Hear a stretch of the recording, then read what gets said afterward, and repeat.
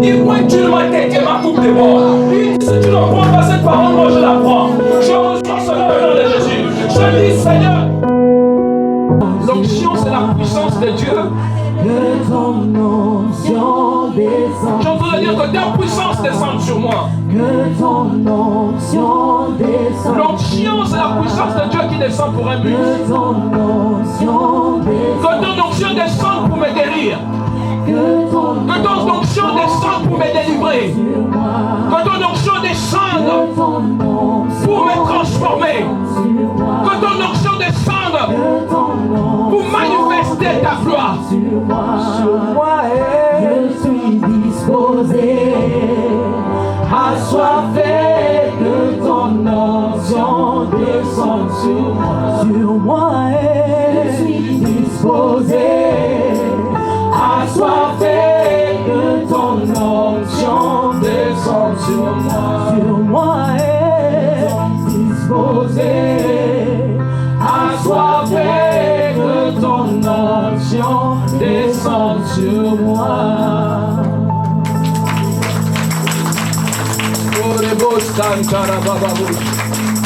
Seigneur Jésus, que ton onction envahisse nos vies. Oh, que ton onction envahisse ma vie. Je suis disposé. Je suis disposé. Ton onction, ton onction. J'ai soif de ta présence. J'ai soif de ta puissance. J'ai soif de la manifestation de ta grâce. Non seulement pour moi, mais aussi pour ma famille.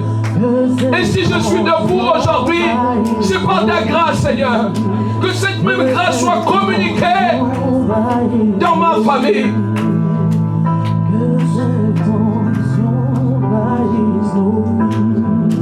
Je vais dire à une personne ce matin, certainement que ça fait des jours que tu passes par certaines situations. Ça fait des mois, peut-être même des années. La puissance de Dieu n'a pas de limite. Amen. Ce qui est impossible aux hommes est possible à Dieu. Amen. Ce qui est impossible aux médecins est possible à Dieu. Amen. Ce qui est impossible aux avocats est possible à Dieu.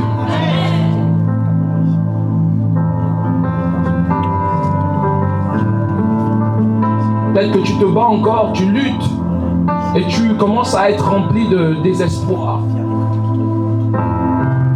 Je vais te dire ce matin, de la part du Seigneur Jésus-Christ, par le média de son esprit, le Saint-Esprit, il a pris la situation. Il a pris la situation entre ses mains. Il a pris la situation entre ses mains. Il dit dans ses écrits, recommande ton sort à l'Éternel. Mets en lui ta confiance et il agira. Fais de l'Éternel tes délices et il te donnera ce que ton cœur désire. Il a pris la situation entre ses mains. Il agira. Ma vie est entre ses mains, il agira. Il agira. Ma vie entre ses mains, il agira. Il agira. Il agira. Ma vie est entre ses mains, il agira. Il agit maintenant même. Il est déjà à l'œuvre dans ta vie. Il est déjà en train de déployer ses anges pour cette situation. Et je veux te dire ce matin la bonne nouvelle. Ton témoignage sera grand. Dieu te prépare quelque chose de grand. Je suis venu te le dire ce matin. Je me lève comme un prophète ce matin. Et je dis ton témoignage est grand. Et ton témoignage sera grand. Et ce que les hommes n'ont point vu, les cieux n'ont point vu, les mains n'ont point touché, oh my God, ce que personne n'a encore confessé. Tu es sur le point de faire quelque chose de nouveau dans ta vie. Alléluia. Nous te remercions, Seigneur. Merci Jésus. Merci Yahweh. Alléluia. Même quand les hommes peuvent t'abandonner, même quand ta famille peut t'oublier, même quand ton époux ou ton épouse peut te rejeter, il y a encore de l'espérance en Jésus-Christ. Jésus-Christ est ton espérance. Il est celui-là qui essuie les larmes de mes yeux. Bien-aimé, il est celui-là qui veille sur nos vies. Ne te sens pas rejeté. Ne te sens pas délaissé. Nous parlons d'un Dieu qui agit, qui fait couler sa grâce sur ses enfants. Et si nous nous rassemblons, ce n'est pas en vain. C'est parce que nous savons qu'il est capable. Alléluia. Il est capable. Il est capable, notre Dieu.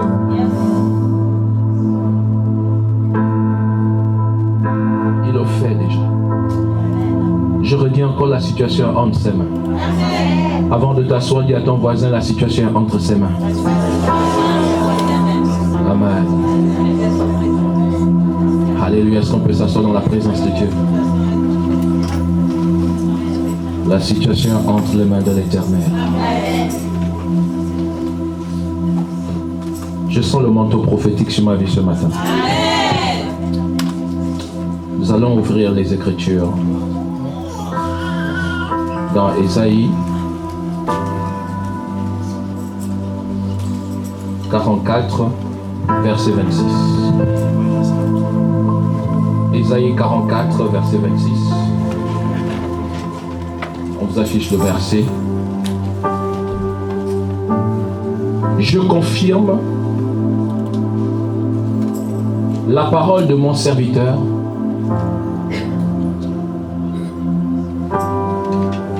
et j'accomplis ce que prédisent mes envoyés. Je confirme la parole de mon serviteur et j'accomplis ce que prédisent mes envoyés. C'est la parole de l'Éternel pour son Église ce matin. Si Dieu t'a parlé, il va forcément le confirmer. Et il va accomplir ce que son envoyé a prédit. Aujourd'hui, je me lève avec ce manteau prophétique. Pour vous dire ce qui est écrit dans Ésaïe. Ésaïe 43.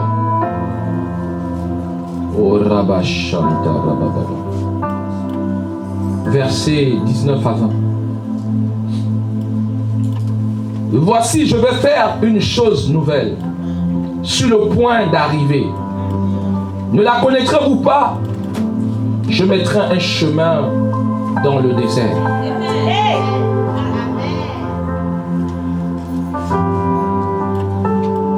Et des fleuves dans la solitude.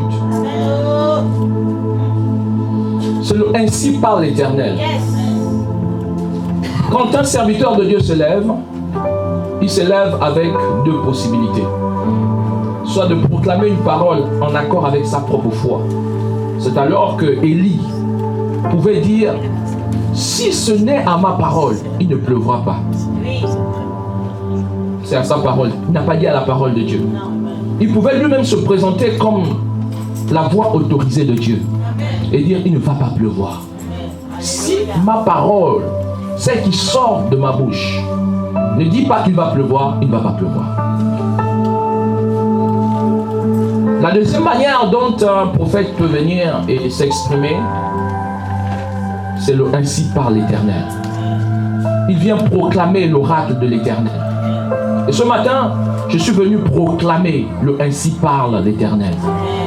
Il y a une personne, ne te souviens plus des choses passées. Alléluia. Les douleurs du passé. Les douleurs du passé sont passées. Les problèmes du passé sont passés. Il dit toutes choses sont devenues nouvelles. Toutes choses sont devenues nouvelles. L'Éternel t'exhorte ce matin à réaliser que tu es en train de passer par une nouvelle saison. C'est celle qu'on appelle la saison de nouvelles choses. Il renouvelle tes forces comme l'aigle. Mon Dieu, je suis en train de prophétiser dans ta vie. J'ai dit, il renouvelle tes forces comme la force d'un aigle. Vous voyez, l'aigle a cette caractéristique qu'à un moment donné de sa vie, il doit faire ce qu'on appelle un rajeunissement. Et qu'est-ce que fait l'aigle quand il sait qu'il a besoin de force? Il choisit l'arbre le plus haut. Il choisit l'arbre le plus haut et il va depuis là-bas se percher. Et c'est de là où tout va se passer. Il va commencer par ôter son plumage. Il va commencer à enlever ce qui l'empêcherait d'avancer plus haut. Il y a des personnes, vous devez enlever votre plumage. Votre plumage peut être l'orgueil qui vous envahit. Votre plumage peut être ce péché qui vous pourrit la vie. Ce mauvais plumage peut être cette situation où une personne vous a fait du tort et vous ne savez même plus comment passer au-dessus. Oh oui, ce divorce a été tellement douloureux. Vous devez enlever ce plumage. Oui, certainement que vous avez perdu même un être cher et jusqu'aujourd'hui c'est compliqué pour vous relever. Vous devez enlever ce plumage. Vous devez enlever ce plumage. Vous devez enlever ce plumage. Faites comme cet aigle. Cet aigle dont ce plumage est en train d'être ôté. Il le prend avec son bec qu'il est en train d'ôter. Et quand l'aigle arrive à se dénuder de tout ce mauvais plumage, il va faire une chose encore. Il va casser son bec. Il y a des paroles que tu as eu à confesser parfois. Dans la détresse, tu as proclamé des paroles parce que tu étais dans le désespoir. Ou parce qu'une situation est arrivée et tu dis, oh mais j'aurais dû penser, je suis bête. Oh, j'aurais dû y penser, pourquoi je n'ai pas agi. Tu as certainement proclamé des paroles qui t'ont condamné en disant des paroles négatives sur ta propre vie et sur la vie de quelqu'un. Il faut casser ce bec. C'est important de casser cela. Parce qu'aussi longtemps que ce sera là, le rajeunissement ne viendra pas. Oh, il renouvelle mes forces comme la force d'un aigle. Je dis à l'Éternel, Éternel, renouvelle-moi. Ceux qui se confient en l'Éternel ne seront jamais déçus. Jamais. L'Éternel renouvelle. Il renouvelle tes forces. Tu te sens fatigué. Tu te sens fatigué. L'Éternel vient renouveler tes forces ce matin. Ton énergie, ta fatigue est venue de diverses activités, de diverses pensées. Beaucoup de situations ont envahi ton esprit et sont en train de faire aujourd'hui que ça te fatigue cette situation. Il dit, viens à moi, toi qui es fatigué, toi qui es chargé. Cette situation devient lourde à porter, lourde à supporter. Mais l'Éternel te dit, viens à moi, viens à moi, viens tel que tu es, viens avec ce fardeau, viens avec ce poids. Je suis le Dieu tout-puissant, celui qui ôte le fardeau, celui qui délivre les captifs, celui qui rend libre l'opprimé. Je suis celui qui guérit, celui qui restaure, et je n'ai pas changé, celui qui agissait hier, j'agis encore aujourd'hui. J'ai été capable de délivrer Israël de la captivité en Égypte. Je suis capable de te libérer de cette situation. Je suis capable de te libérer de ton fardeau. Oh, ma puissance n'a pas de limite. Il est l'éternel. L'Éternel qui parle encore. Et il parle ce matin. Il dit, viens avec ce fardeau que tu as. Viens avec ce fardeau. J'entends les cris de ton cœur. J'entends les cris de ton cœur. C'est Dieu qui te parle en ce moment. Il dit, j'entends les cris de ton cœur. Ça monte à moi comme des soupirs inexprimés. L'aigle a cassé son bec. L'aigle attend la période. La période adéquate pour se jeter à nouveau depuis le sommet de l'arbre vers des tempêtes. L'aigle ne va pas reprendre son vol quand le plumage est revenu sur une faible tempête. Il va attendre le bon moment. Pourquoi l'aigle est capable de se jeter et d'affronter la tempête? Je vais vous dire pourquoi. Eh bien parce qu'il sait que la tempête ne pourra pas le détruire. Au contraire, ce vent fort va le propulser davantage. Ce vent fort va t'amener encore plus haut, encore plus loin. Oui, toujours plus haut, toujours plus loin. Toujours plus haut, toujours plus loin. Il n'a pas fini avec ton histoire. Ton histoire n'est pas arrivée à l'achèvement. Ton histoire n'est pas encore terminée. Il a commencé à écrire. Il y a encore un nouveau chapitre qu'il va ouvrir. Il y a un nouveau chapitre. Et Dieu seul sait comment ce chapitre est rempli que de bonnes nouvelles. Dans cette saison où tu étais, oh, ce chapitre qui était ouvert, certainement quand tu lis les anciennes histoires qui étaient dans ces chapitres qui étaient ouverts, tu peux te dire, mais Seigneur, pourquoi cette misère? Seigneur, pourquoi cette douleur? Pourquoi tant de méchanceté autour de moi? Pourquoi tant de méchanceté même dans ma famille? Pourquoi toutes ces situations dans ma vie?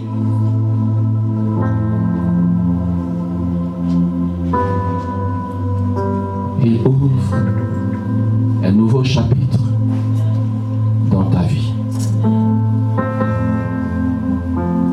Il ouvre un nouveau chapitre dans ta vie. Il ouvre un nouveau chapitre dans ta vie. Il ouvre un nouveau chapitre dans ta vie.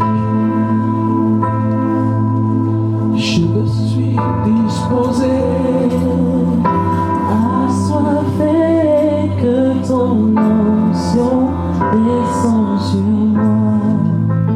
Je suis disposé à soifé que ton onction descend sur moi. Pendant que tu t'entends dire, Seigneur, je suis assoiffé, je suis disposé. Que ton onction descende sur ma vie. Je pouvais entendre l'Éternel me dire cette parole. J'ai regardé la sincérité de ton cœur. Beaucoup ne te comprennent pas, mais moi, l'Éternel, je connais le trésor que j'ai enfoui dans ton cœur. Je connais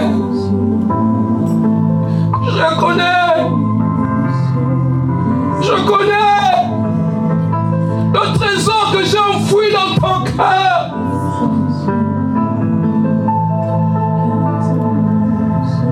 Certains ne le voient peut-être pas. Certains n'écoutent peut-être plus. Mais moi, l'Éternel, je connais le trésor que j'ai enfoui dans ton cœur.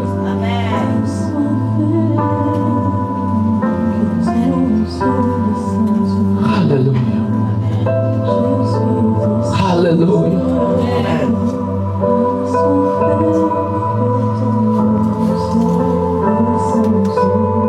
C'est la parole de l'Éternel pour ta vie. De nouvelles portes s'ouvrent. De nouvelles grâces sont offertes. Amen. Ce que tu luttais à faire, tu te disais, c'est certainement ma propre pensée. L'Éternel te parle. L'Éternel te parle. Il te dit non, ce n'est pas ta propre pensée, mais c'est moi l'Éternel qui vient saturer ta pensée. Je viens saturer ta pensée de bonnes nouvelles. Je viens saturer ta pensée de nouvelles grâces. Parce que je veux t'amener encore loin, plus haut, plus loin.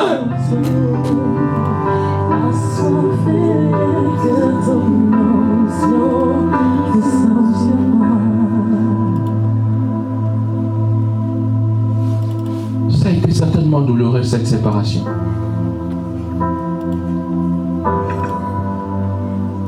L'Éternel me dit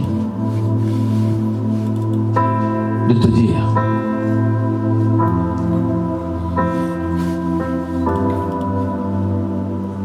qu'il relève celui qui est affaibli.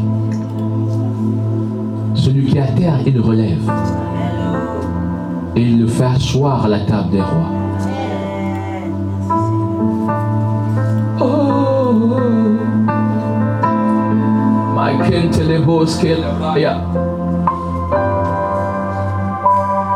Ta gloire, Seigneur,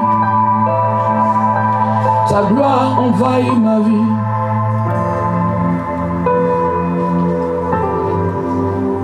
Peut-être que tu t'entendais à une prédication ce matin. Peut-être que tu t'attendais à ce que j'ouvre les Écritures, que je te présente les mystères de la parole. L'Éternel me fera grâce de le faire la semaine prochaine. Mais ce matin, il veut te parler. Il veut te parler. Il veut te dire, tu vas réussir. Tu vas réussir. Parce que tu es destiné à la réussite. Tu es destiné à triompher. Même si ça a l'air dur. Je suis obligé de faire certains choix par défi. Mais il te dit,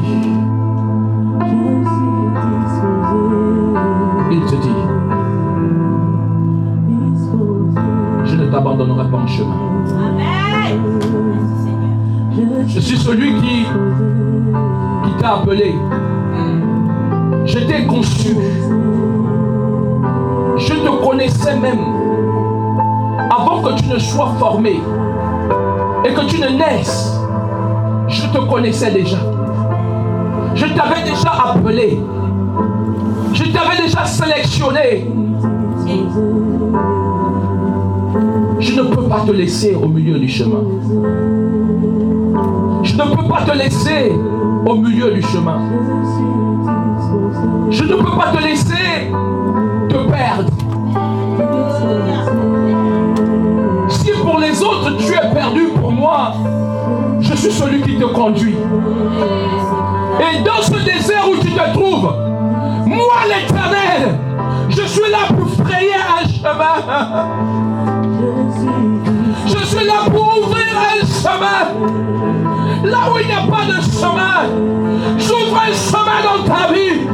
Là où il n'y a pas de sentier, là où il n'y a pas de piste, c'est justement là que je fais apparaître cela, afin que ma gloire éclate, afin que ma gloire éclate.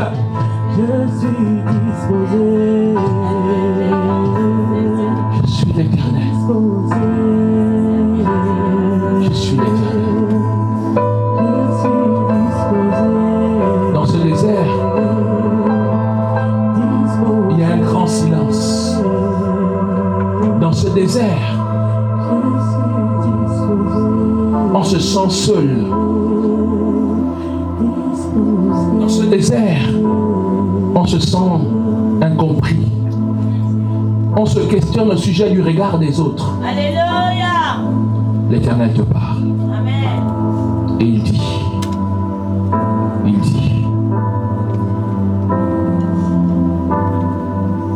dans cette solitude, je mets des fleuves d'eau vive.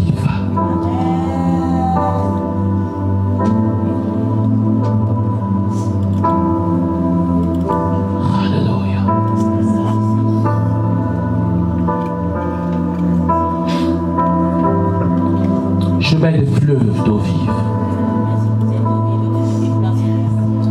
Merci pour cette eau vive que tu déploies, Seigneur. Dans ce... Merci pour cette eau vive que tu déploies.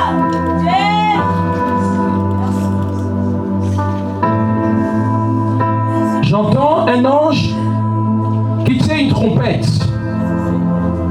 Cet ange est en train de retentir le son de la trompette.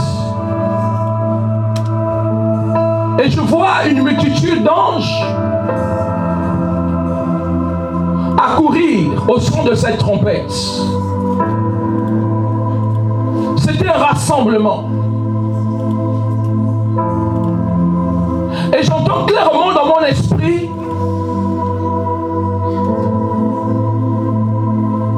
que ce rassemblement, c'est pour une annonce solennelle.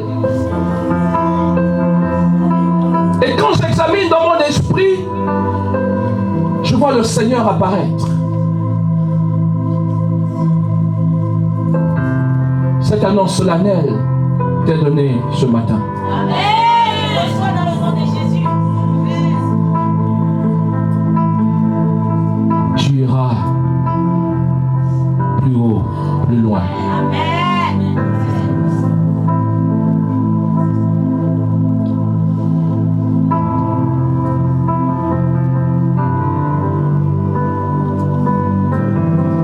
Dieu est ton partage. Amen.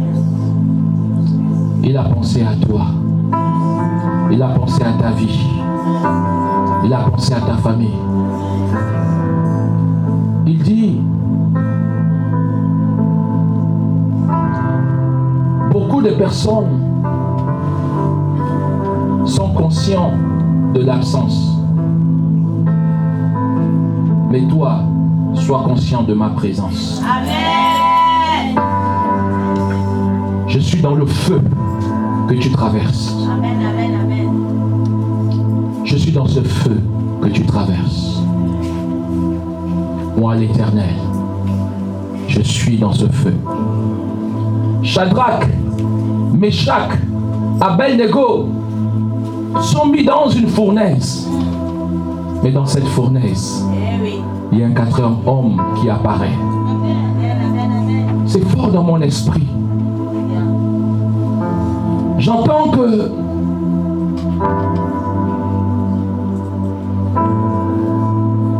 je suis ce Dieu qui, lorsque j'agis,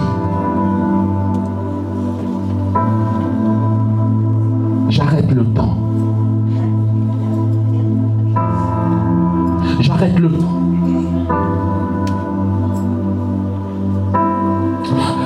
Aujourd'hui, tu vois comme si c'était long.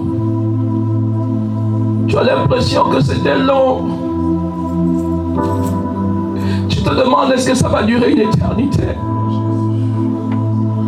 Mais l'Éternel te dit, je suis présent. Amen. Je suis présent. Amen. L'Éternel est pour moi un refuge, un abri, un secours qui ne manque jamais au jour de la détresse. Au sein de la détresse, j'ai invoqué l'Éternel. L'Éternel m'a mis au large. Il m'a mis au large, l'Éternel. L'Éternel m'a mis au large. Il est là pour te secourir. Amen. Il est là pour te donner la force. Il est là pour te redonner la joie. La joie de l'Éternel est ma force. La joie de l'Éternel est ma force. La joie de l'Éternel est ma force. Je m'accroche à cette joie, une joie surnaturelle que tu déverses. Je n'ai pas de raison d'être en joie.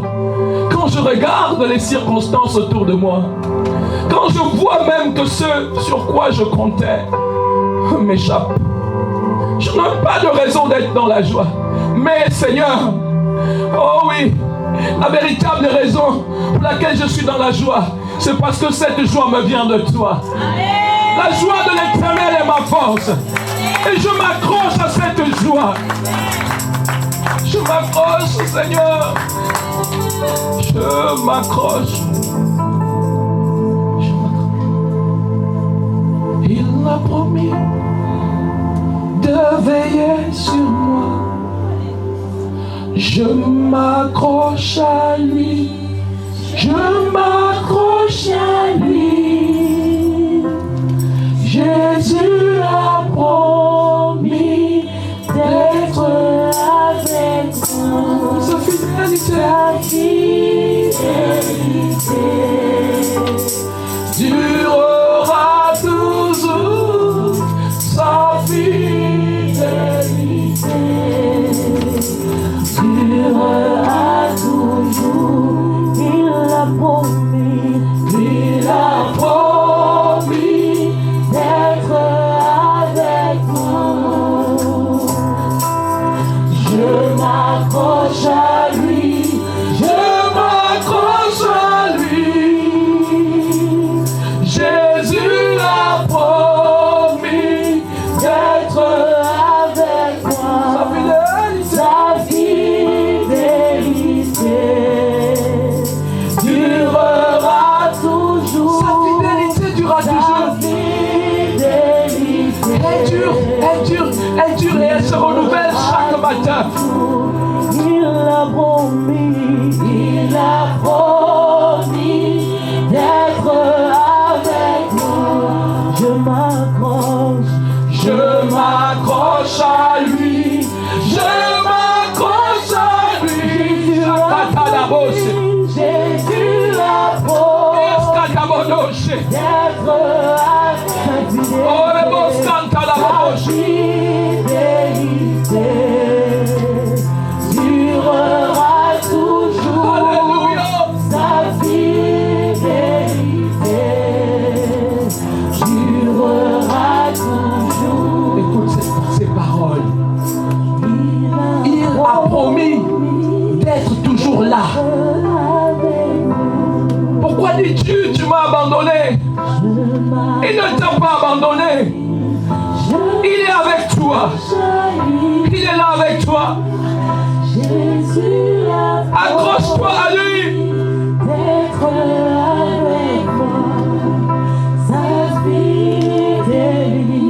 Sa fidélité durera toujours. Elle est pour l'éternité. Elle non peut être infidèle. Mais lui, il est fidèle. Il a promis d'être avec nous. Je m'accroche à lui.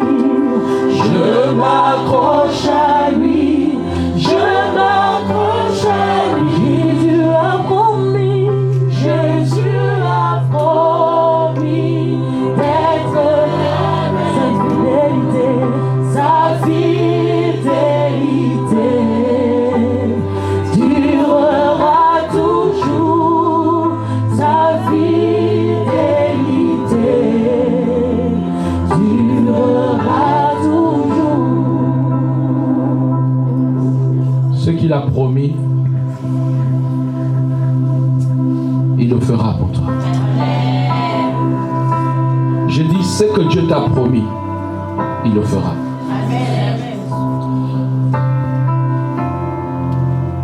Peut-être que tu as cru entendre que c'était ta propre voix qui t'a parlé. Et tu t'es dit, mais peut-être. Peut-être que ça se fera.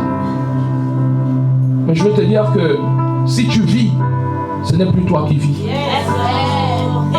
C'est Christ qui vit au-dedans de toi. C'est le Saint-Esprit qui est avec toi. Et lorsqu'il te parle, il ne fait pas des promesses comme les gens de ce monde. Les gens de ce monde te feront une promesse, mais pour l'honorer, c'est difficile. Mais l'Éternel, quand il fait une promesse, il honore toujours. Ce qu'il t'a promis, il l'accomplira. Il a promis d'être avec nous. Merci Seigneur pour ta promesse. Je m'accroche à lui. Accroche-toi à l'Éternel. M'accroche à Comme cette femme qui avait cette perte de sang et qui a dit, Jésus. je m'accroche au pan de ta robe. Si seulement je peux toucher le pan de sa robe, je serai guéri. Ta guérison est là. Ta guérison est là. Ta restauration est là. C'est la saison de jubilé. C'est la saison d'allégresse. C'est la saison de restauration. Accroche-toi. Accroche-toi. Accroche-toi. Accroche-toi à l'Éternel. Je m'accroche à lui. Accroche-toi à l'Éternel. M'accroche à lui. Accroche-toi au Seigneur Jésus-Christ. Jésus a Oh, promis Shabababoshe. d'être avec Ikadou sekete libra. sa fidélité durera toujours. Sa fidélité durera toujours. Est-ce qu'on peut se lever ce matin? Mets une main au niveau de ton cœur. Dis Seigneur. Seigneur Jésus. J'ai entendu ta parole. Que ta parole dans mon cœur ne s'échappe pas, mais qu'elle accomplisse le désir, le vouloir que tu veux manifester. Seigneur, accomplis tes promesses. Je m'attends à toi. J'ai besoin de toi.